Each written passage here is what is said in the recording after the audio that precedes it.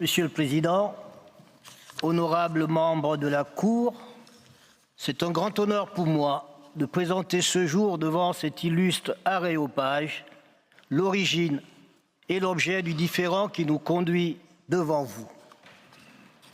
Dans un premier temps, je reviendrai sur l'origine du différend soumis à la Cour.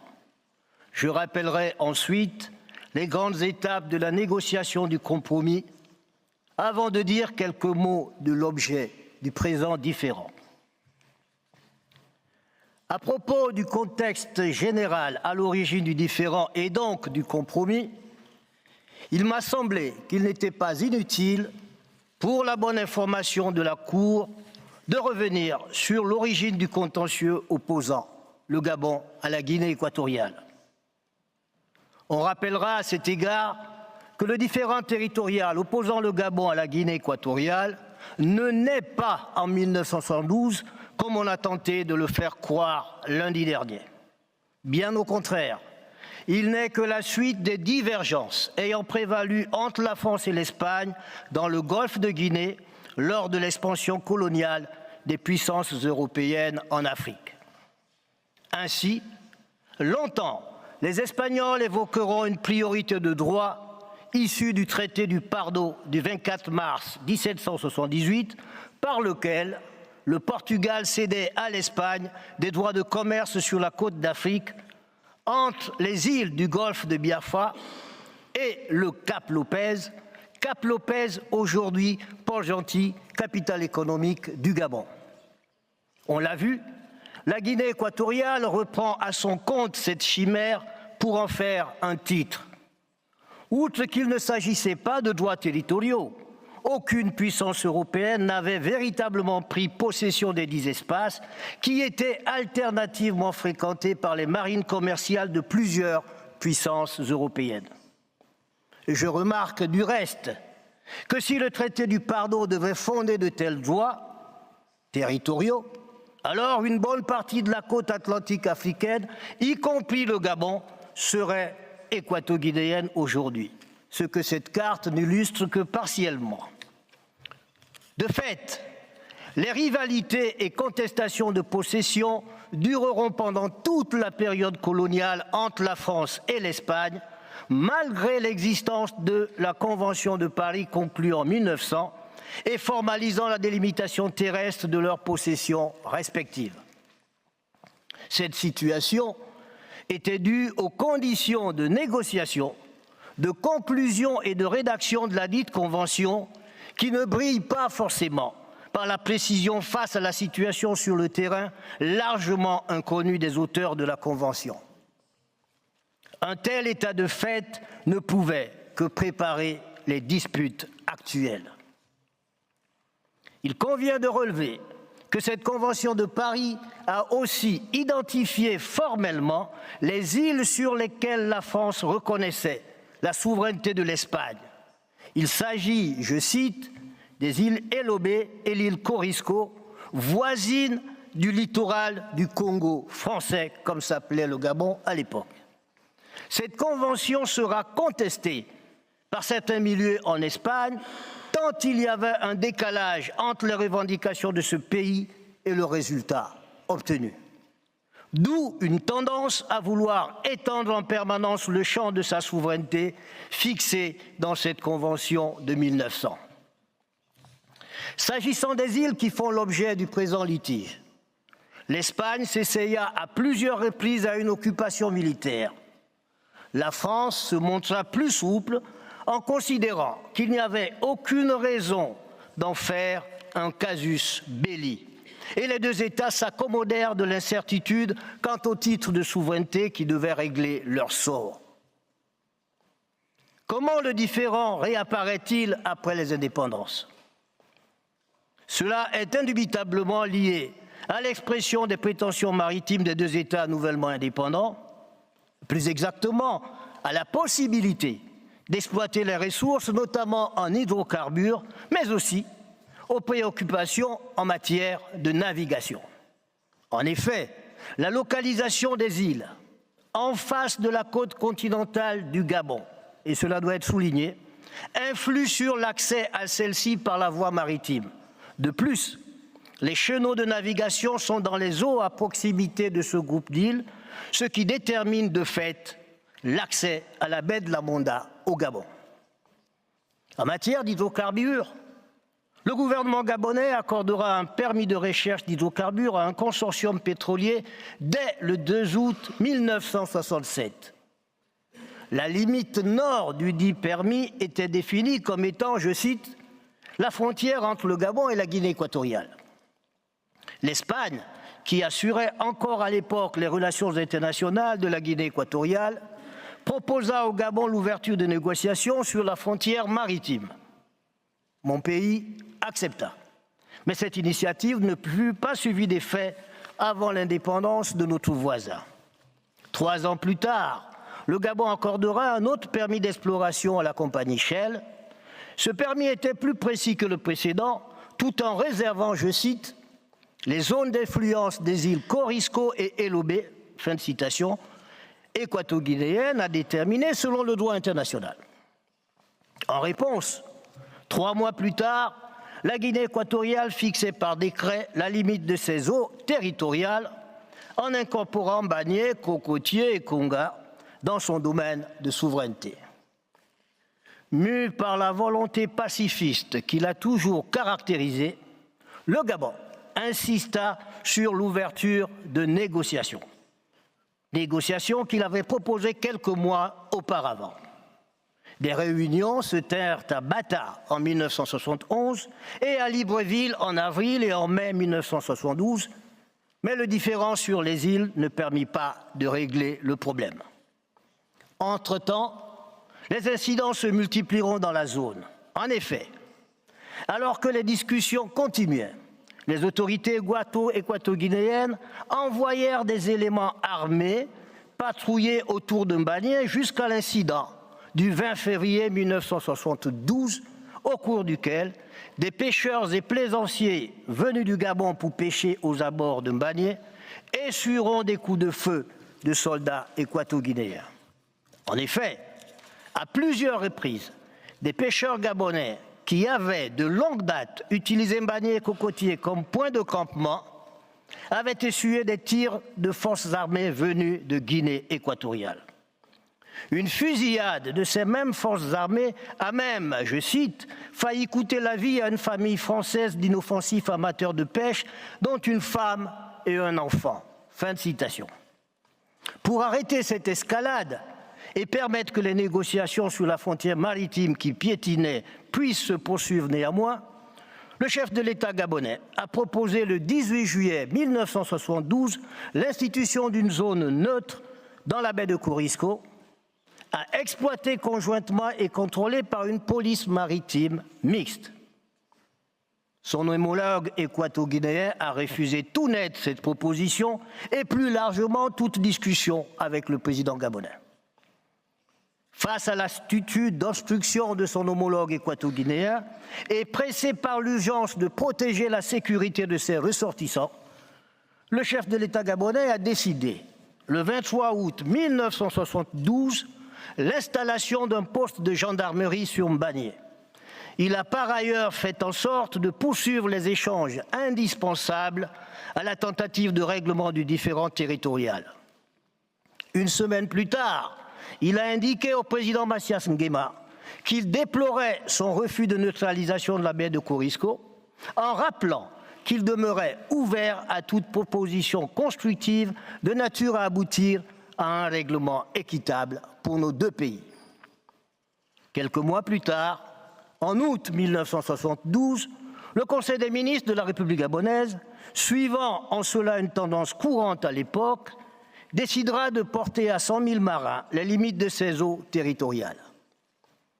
En réaction, les autorités de Guinée équatoriale estimeront que par cette extension, le Gabon visait un objectif, englober dans ses eaux territoriales les îles équato-guinéennes de la Convention de 1900 faisant face à la côte gabonaise, en l'occurrence Corisco, Elobé Grande et Elobé Chico, auxquelles elles ajoutaient désormais Mbagné, Konga et Cocotier.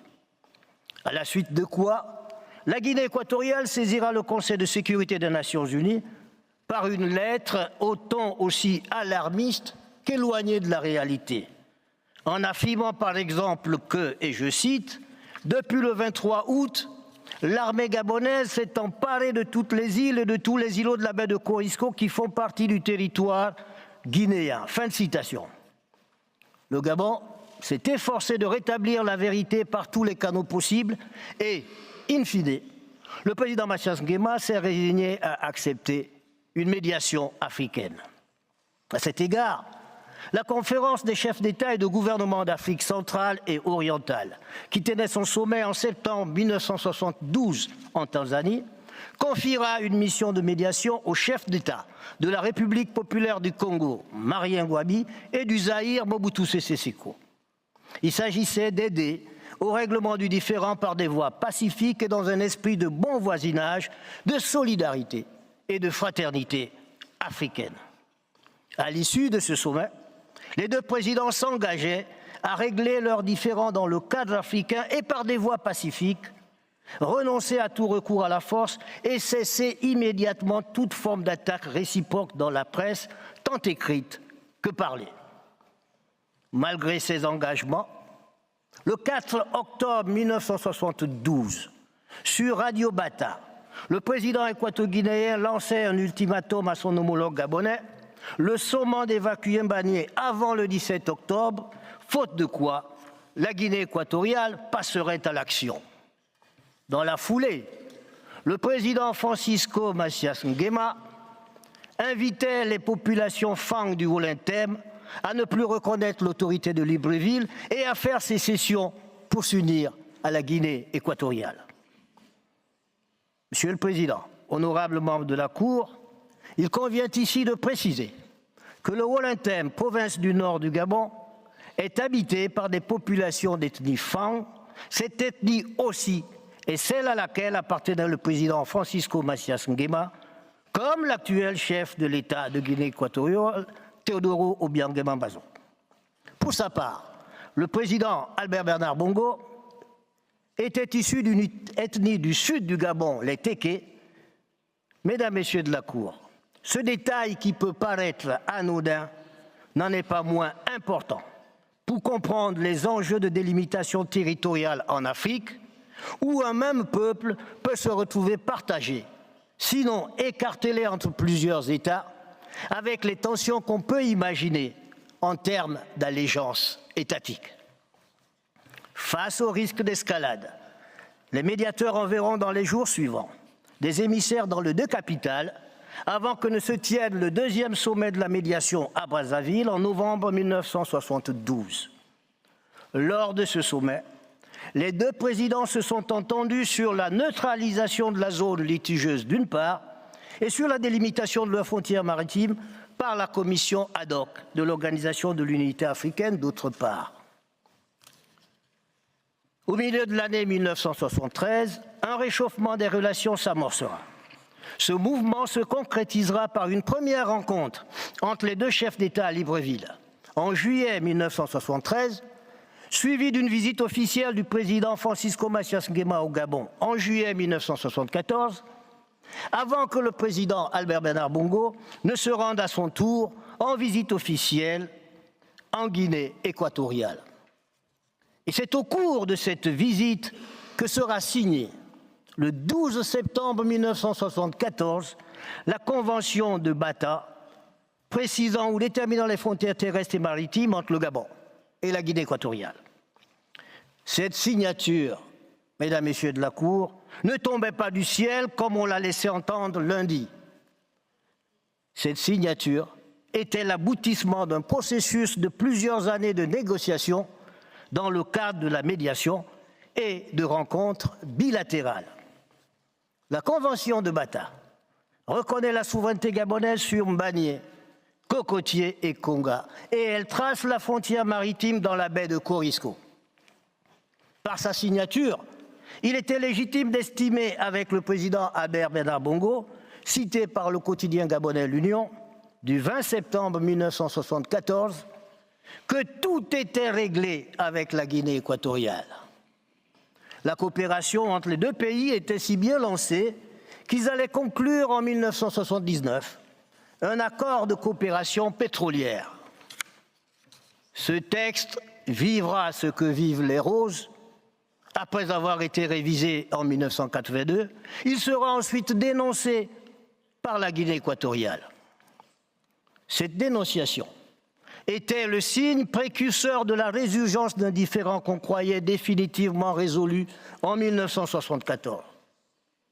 À cet égard, il n'est pas osé de penser que cet acte est illustratif de l'idée que se fait souvent la Guinée équatoriale de ses engagements internationaux, comme on le verra plus tard. Toujours est-il que, à la fin des années 80, la Guinée équatoriale, après une décennie d'accalmie, recommencera à revendiquer les îles Mbagné, Cocotier et Conga. Pourtant, afin de maintenir un climat de paix et de bonnes relations, le Gabon acceptera de rouvrir la discussion sur des questions maritimes. De fait, des échanges sporadiques ont eu lieu au niveau technique sur des zones d'exploitation conjointes en 1984, sur la frontière maritime en 1985, puis en 1993 et 2001, sans qu'elles ne permettent la moindre avancée.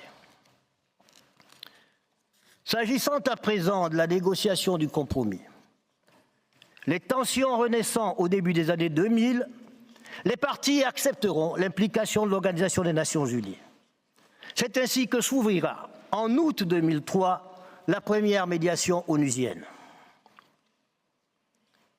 Sous le magistère de M. Kofi Annan, secrétaire général, et la conduite de M. Yves Fortier, elle visait au départ à trouver une solution négociée, et je cite les mots du médiateur, gagnant-gagnant sur le tracé des frontières comme sur la mise en place d'une zone de développement conjoint, une ZDC, pour l'exploitation des ressources maritimes. La médiation conduite par M. Fortier allait tenir 9 sessions entre juillet 2003 et octobre 2006. Elle allait s'arrêter sans autre forme de procès et sans résultat. De fait, si les deux parties avaient fini par s'accorder sur le principe de la mise en place du ZDC, elles n'arriveront pas à harmoniser les positions sur l'emplacement de la dite zone.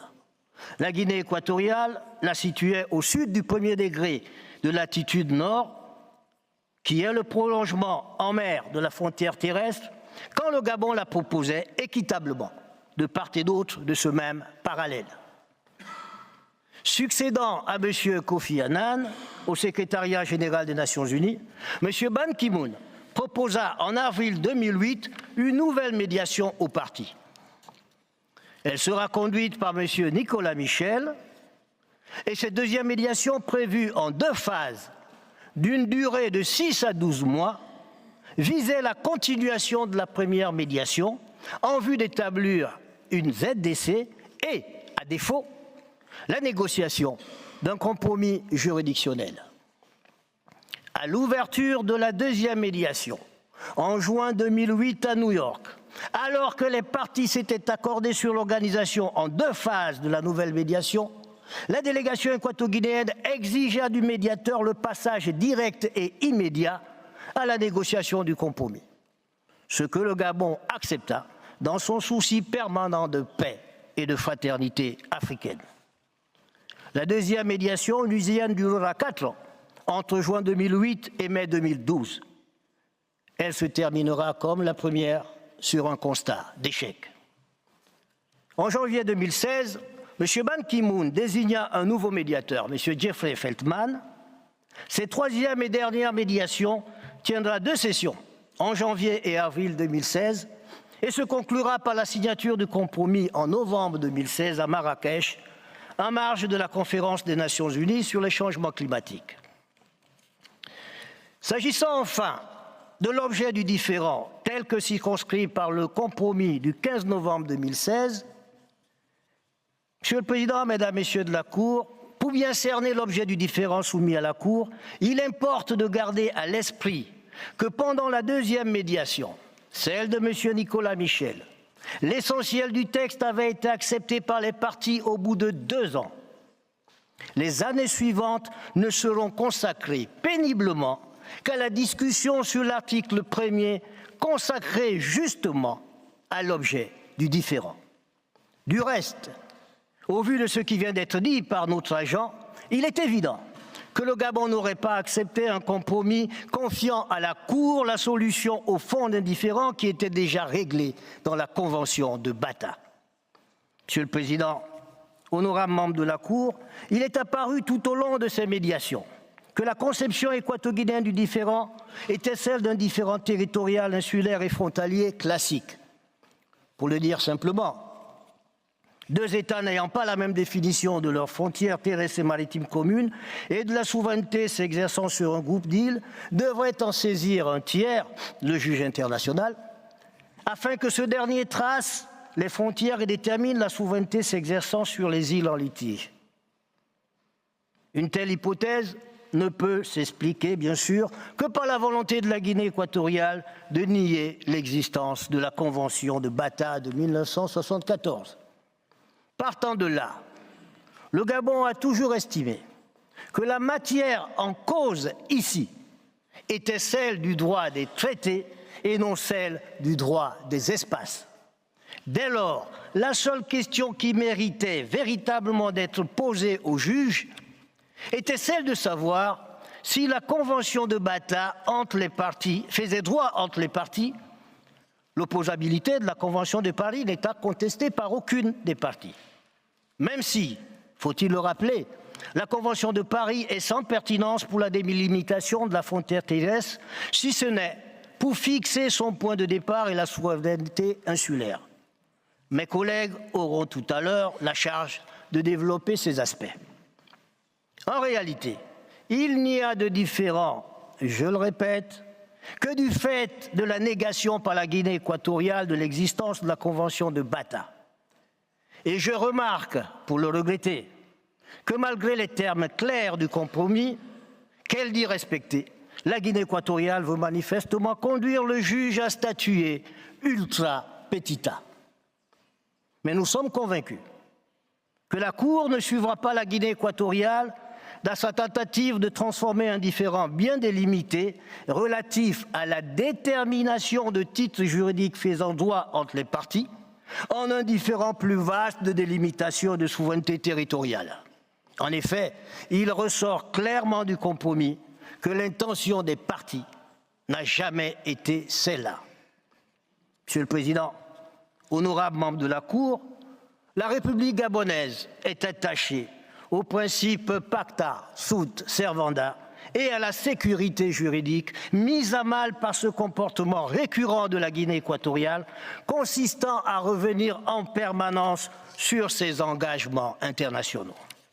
C'est pourquoi, Monsieur le Président, honorable membre de la Cour, nous devons tous éviter de céder au storytelling qui nous a été longuement servi lundi.